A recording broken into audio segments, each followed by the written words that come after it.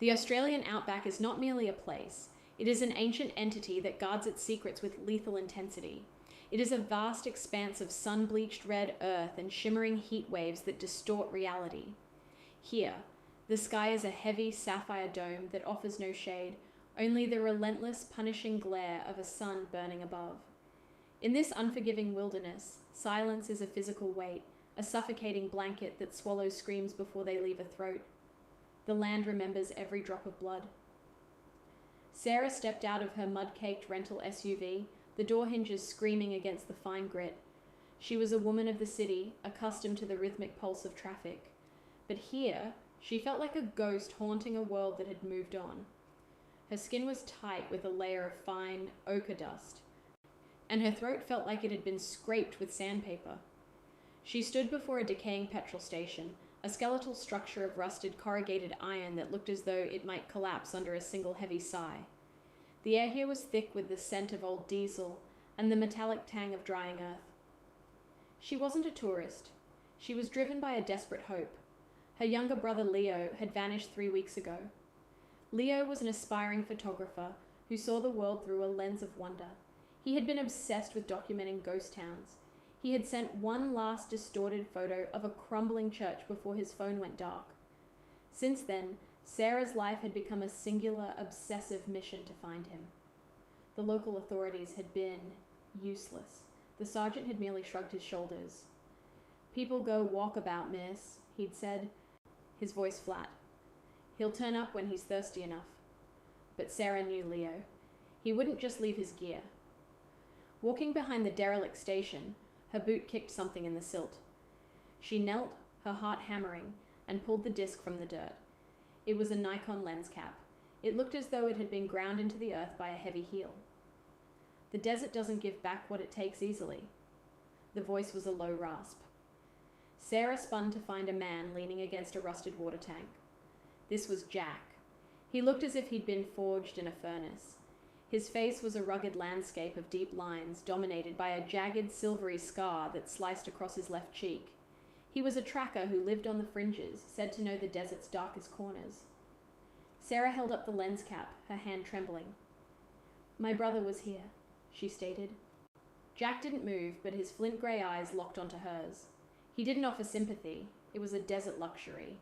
He simply nodded toward his battered truck. He knew the path Leo would have taken, and he knew why the police wouldn't follow. They drove in a heavy silence as the afternoon bled into a bruised purple dusk. They crossed into the dead zone, a region where magnetic minerals rendered GPS units useless and radios hummed with static. There, in a dry creek bed, they found the remains of Leo's Jeep. The vehicle had been systematically stripped. The tires were gone and the seats slashed, but it was the dashboard that made Sarah's blood run cold. Scratched deep into the plastic with a frantic hand were the words, "He is still watching." Before we continue, subscribe to the channel and tell us in the comments where you are watching from. The sun dipped below the horizon, and the silence was suddenly shattered by a sound that made Sarah's skin crawl, a high-pitched melodic whistle echoing from the rocks. Jack's hand moved to his knife, his eyes scanning the ridge line. "Get in the truck, Sarah," he whispered, his voice vibrating with an unfamiliar edge of fear. "The hunter knows we're here, and he doesn't like any uninvited visitors poking around the edges of this dead stretch of his land." The engine of Jack's battered truck roared to life, a mechanical growl that felt woefully inadequate against the sudden heavy silence of the outback night. They pushed deeper into the dead zone, a place where the air seemed to vibrate with a strange, static charge. Sarah watched the GPS screen on the dashboard flicker, and then die, the map replaced by a void of glowing grey. The radio was no better, emitting only a rhythmic pulsing hiss that sounded like the heavy breathing of a giant. Jack navigated by the stars and the subtle shapes of the dunes, his hand steady on the wheel, though his eyes never stopped darting toward the side mirrors. The red dust swirled in their headlights like ghosts rising from the earth to warn them back. Every mile felt like a descent into another world, one governed by ancient, cruel laws that had never heard of civilization. By dawn, the landscape shifted into a scarred wasteland of old mining pits. They arrived at the edge of a defunct opal mine, where the earth was honeycombed with deep, dark shafts.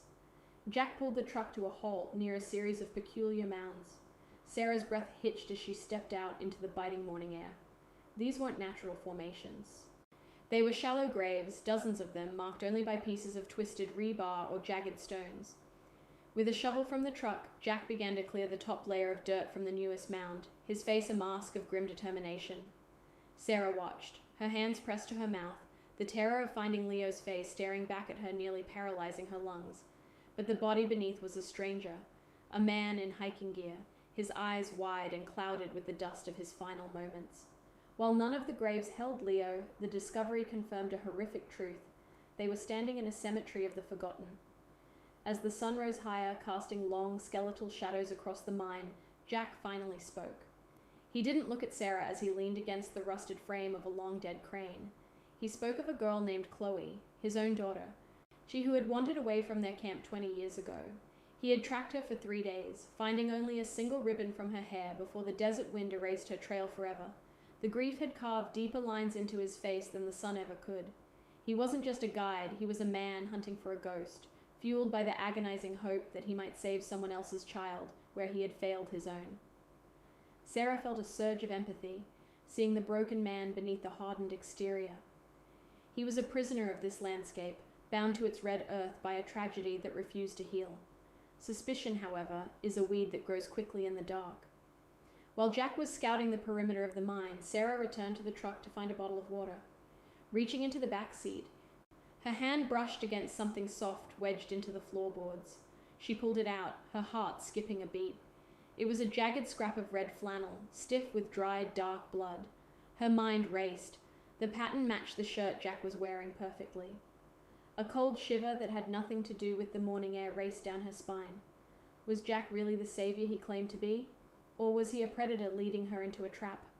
The desert was full of monsters, and some wore the faces of broken men. She tucked the scrap into her pocket, her trust in the man with the scarred face suddenly shattered like glass.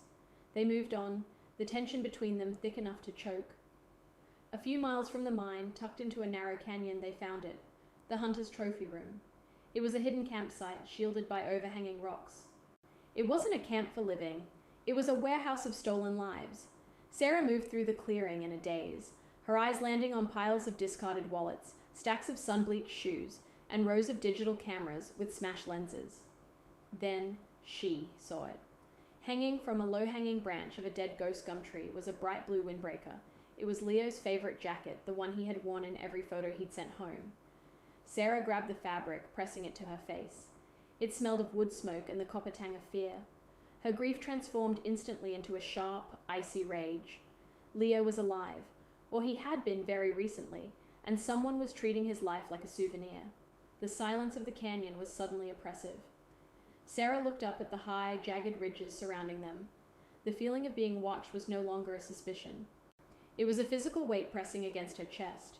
She saw a glint of metal high above, a flash of sunlight reflecting off a lens or a barrel. Jack noticed it too. His posture changed instantly, his hand hovering near the holster at his hip. "He's playing with us," Jack hissed, his voice low and urgent. "He wants us to see what he's done. He wants the fear to ripen." Sarah didn't care about fear anymore. The sight of Leo's jacket had hardened her soul. She was no longer just a sister looking for her brother. She was a hunter herself, even if she didn't have the weapons to match her enemy. The atmosphere was electric, the desert holding its breath for the inevitable strike. They scrambled back into the truck, Jack flooring the accelerator before the doors were even fully closed. The engine roared, its tires spitting red gravel as they sped down the narrow trail. Suddenly, a deafening crack echoed through the canyon, the unmistakable sound of a high-powered rifle. The windshield shattered in a spectacular explosion of safety glass, spraying Sarah with stinging shards. Jack ducked as the steering wheel jerked violently. The truck veered sharply to the left, tumbling over the lip of a steep embankment. Gravity took hold, the world spinning in a blur of red dust and screaming metal. They slammed into the bed of a dry creek with a bone-jarring impact that knocked the air from Sarah's lungs. As the dust settled and the engine sputtered into silence, the only sound was the clicking of cooling metal and the faint, rhythmic whistling drifting down from the cliffs above. The ringing in Sarah's ears was a high-pitched drone that competed with the rhythmic whistling echoing from the cliffs. Dust, thick and tasting of copper, filled the cabin of the overturned truck. Beside her, Jack was already moving, his boots kicking out the remains of the shattered windshield. He hauled her out by her jacket, his movements frantic and devoid of his usual calculated grace. They crawled through the red grit, seeking cover behind a cluster of jagged boulders, just as another rifle round punched a hole through the truck's exposed fuel tank. The smell of gasoline began to saturate the dry air, a ticking clock of a different kind. They were stranded, the vehicle that had been their only shield now a twisted metal carcass in the belly of the creek. As they crouched in the shadows, the heat of the midday sun began to beat down with a renewed, predatory intensity. Sarah's heart hammered against her ribs like a trapped bird. She reached into her pocket and pulled out the jagged scrap of red flannel she had found earlier. She shoved it into Jack's face, her voice a low, jagged whisper that cut through the sound of the wind. She demanded to know why he had hidden the truth, why his own blood-stained clothing was in the back of the Jeep where Leo's things had been scattered. Jack's face, usually an unreadable mask of scars and grit, finally fractured. He slumped against the cool stone, his eyes darting toward the ridges. He confessed that the blood wasn't his, but a warning left by the sons. He admitted he had known for a long time about the cult-like family that claimed this sector of the wasteland. He knew about the father, a man who had once worn a badge but had traded his humanity for a twisted divine authority over the desert. Jack had stayed silent out of a paralyzing, deep-seated cowardice, fearing that speaking the truth would bring the father's wrath down on what little life he had left. Sarah's rage was cold and sharp. She didn't care about his fear or the legends of the desert. She grabbed his collar, forcing him to look at her, and made him vow that they would finish this. They were two broken souls bound by a single thread of hope, and in that moment of shared trauma, a grim pact was forged. They began to move, navigating the labyrinth of the canyon while the invisible marksman tracked their every shadow. The hunter began to leave signs, psychological breadcrumbs designed to erode their sanity. Hanging from the skeletal white limb of a dead ghost gum tree was a silver watch, its strap swinging gently in the hot breeze. Sarah recognized the inscription on the casing immediately. It was the gift she had given Leo for his 21st birthday. Further down the trail, a series of Polaroid photos were pinned to the jagged rock faces with long acacia thorns. The images were a nightmare captured in chemical emulsion. Leo, his face bruised and gaunt, being led into the yawning mouth of a dark cavern by figures wearing burlap hoods. Each photo was a calculated blow, a message that they were being allowed to follow, herded like cattle toward a slaughterhouse. Near the entrance of a narrow gorge, they stumbled upon a survivor. He was a backpacker, or what remained of one, huddled in the shade of a rock overhang. His skin was burnt to a deep, angry crimson, and his eyes were wide, clouded with a delirium that transcended mere dehydration. When Sarah offered him water, he gripped her arm with skeletal fingers, his voice a dry rasp. He whispered of the father and the underground, rambling about how the earth had been hollowed out to hide the father's children. He warned them that the father was cleansing the world, stripping away the identities of those he captured until they were nothing but extensions of the desert itself. Before they could pull him to safety, a shot whistled overhead, and the man shrieked, vanishing into the scrub with the speed of a panicked animal. The canyon walls began to narrow, the red stone pressing in on them until the sky was a mere ribbon of blue. Suddenly, a figure lunged from a hidden crevice, a masked assailant, one of the father's sons, wielding a heavy, rusted iron bar. Jack reacted with a guttural roar, intercepting the blow. The two men crashed into the dirt in a brutal primal struggle. Jack fought with the desperation of a man seeking redemption for a lifetime of failures, throwing his weight into the younger, stronger attacker. He yelled for Sarah to keep moving, to find the access point the backpacker had hinted at. Sarah scrambled up a slope of loose scree toward a series of rusted ventilation pipes protruding from the earth like the ribs of a buried giant. She didn't see the trap door, camouflaged with a layer of dust and dried spinifex, until her foot met empty air. The rusted hinges gave way with a piercing screech of metal on metal. She plummeted into a vertical shaft, falling through a freezing, absolute darkness. She hit a hard concrete floor with a bone-jarring impact that stole the breath from her lungs. As she lay there, gasping in the damp, lightless void, a sound echoed through the subterranean corridor, a high-pitched, desperate scream that tore through the silence. It was Leo, and he was calling her name from the depths of the dark. Sarah's fingers scraped against the cold, damp concrete of the floor. The air down here was heavy with the oppressive smell of stale oxygen and ancient diesel, a stark contrast to the scorched, open dust of the surface she had just left behind. As she scrambled to her feet, her hand brushed against a soot-stained wall, feeling the raised metallic letters of a rusted plaque that read, Civil Defense Sector 7. This was no mere cave or makeshift cellar. It was a relic of the Cold War. A sprawling subterranean labyrinth forgotten by the world above but repurposed by a monster. The high-pitched scream of her name echoed again, bouncing off the narrow, low-ceilinged corridors, until it sounded like a dozen spectral voices calling from the shadows. She ran toward the source of the sound, her boots thudding rhythmically against the floor, each step a desperate heartbeat. Light flickered ahead, not the warm, natural glow of a campfire, but the harsh, surgical hum of ancient fluorescent tubes that buzzed like angry hornets. She rounded a sharp corner and skidded to a halt, her breath hitching in her throat.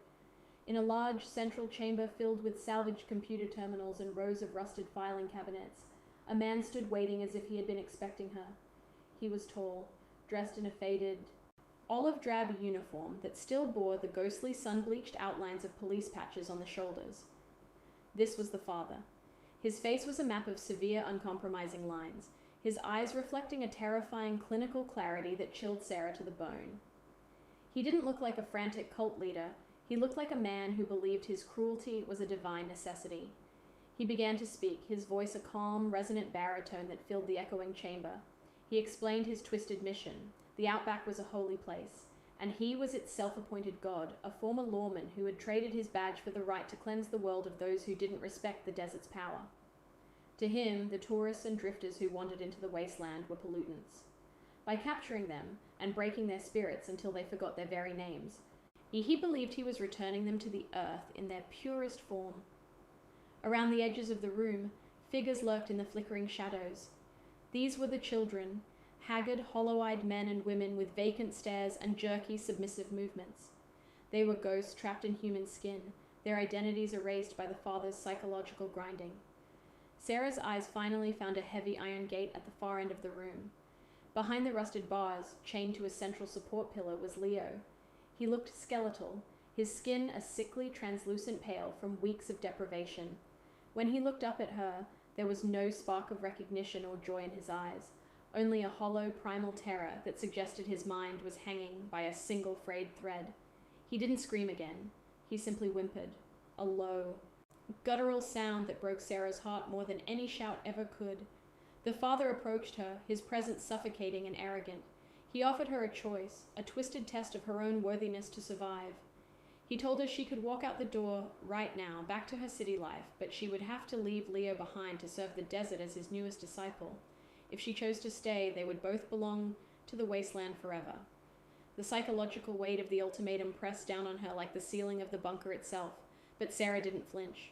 She saw the father's hand drift toward the holster at his hip, but before he could draw his weapon, a metallic clatter echoed from the ceiling. Above them, in the network of ventilation shafts that honeycombed the bunker, a shadow moved with predatory intent.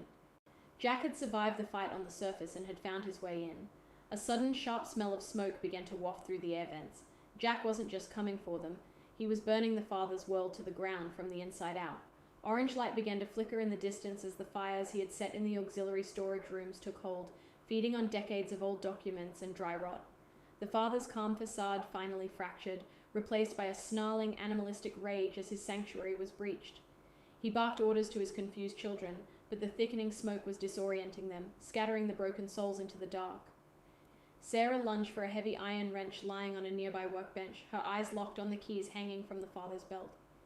The room was descending into absolute chaos. Suddenly, the ground beneath them shuddered violently.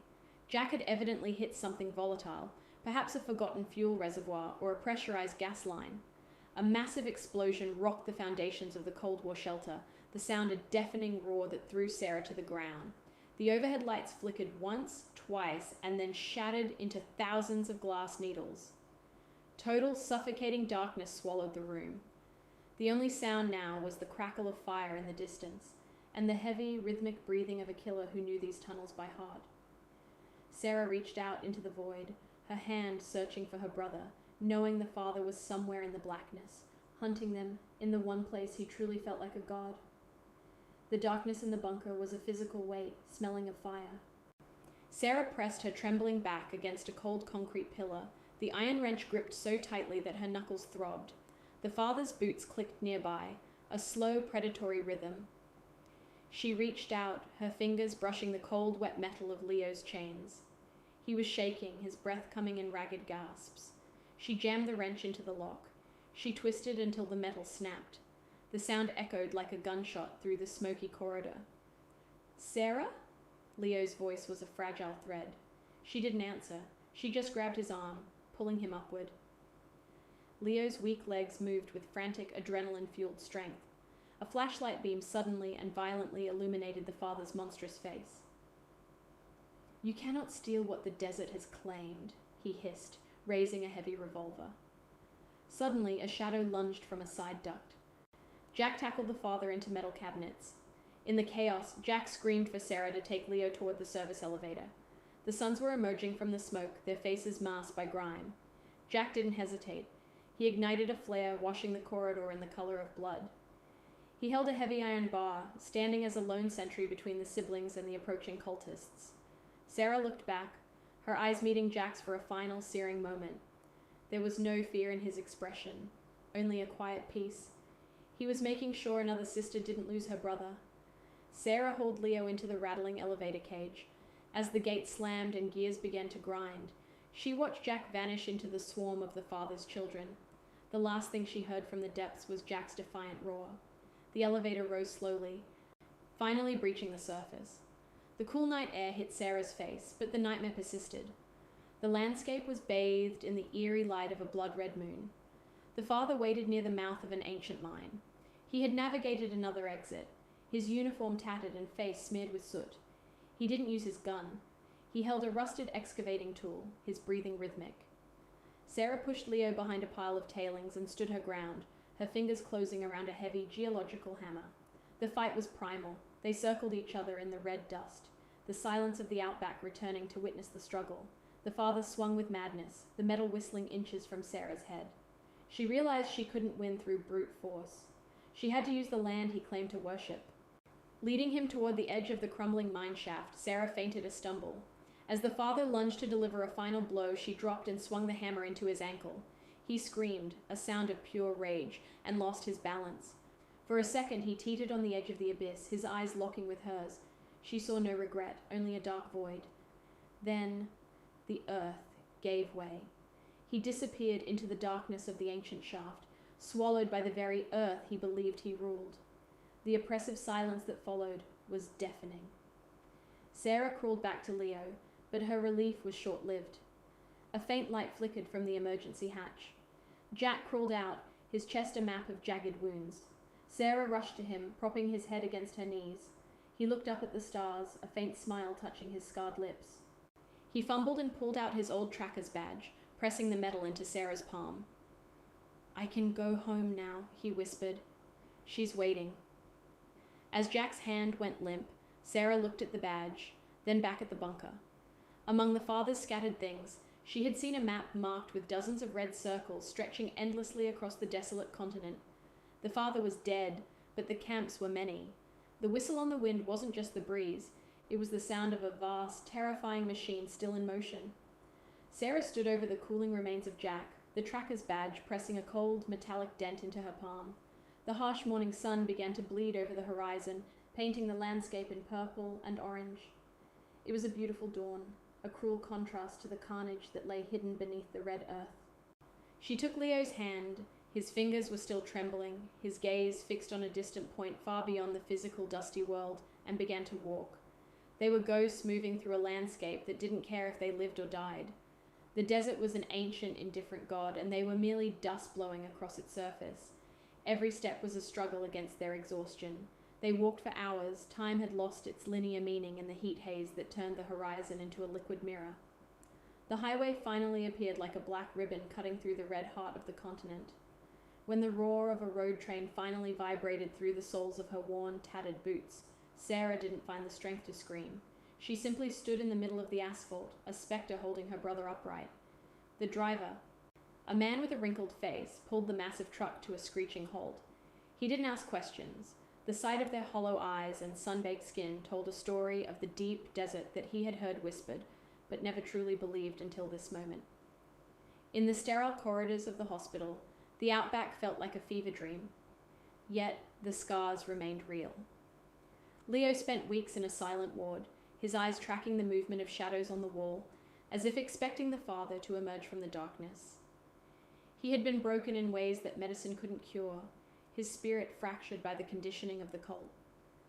Sarah sat by his bed every night, the hum of the vent a poor substitute for the whistling wind of the wasteland. She watched him slowly reclaim his identity. He began to speak again, though his voice was a shadow of the young man who had set out to photograph ghost towns. He spoke of the dark, of the chanting in the bunker, and of the other faces he had seen, the lost ones who hadn't been rescued. The authorities eventually located the bunker, but the report Sarah received was incomplete.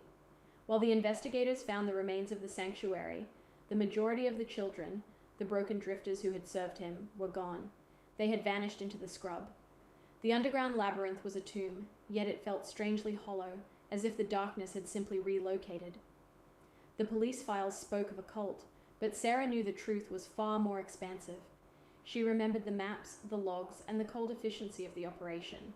Before leaving the desert for good, Sarah returned to a dusty town on the fringe. She buried Jack's badge with him in a grave overlooking dunes. The wind whipped her hair across her face as she stood there, offering him the peace he had earned through his sacrifice. He had redeemed his soul by saving others. In the silence of that cemetery, she felt a sense of closure. She told the wind about Leo's recovery, and she whispered thanks that was swallowed by the vastness. Back in her apartment, the map lay spread across her desk, the red circles marking the landscape. Each one represented a camp, a hidden pocket of horror in the silence. The father was just one head of something larger. The wilderness was too vast to tame, and the terror he had cultivated was rooted in the soil. Sarah looked out her window at the city lights. She saw its fragility. She understood that the land always remembers every drop of blood spilled. As she reached to turn off the light, a draft caught the curtains. In the quiet, she heard it, a faint whistle. It wasn't the wind. It was the same echo. Somewhere out there, the hunt still continued.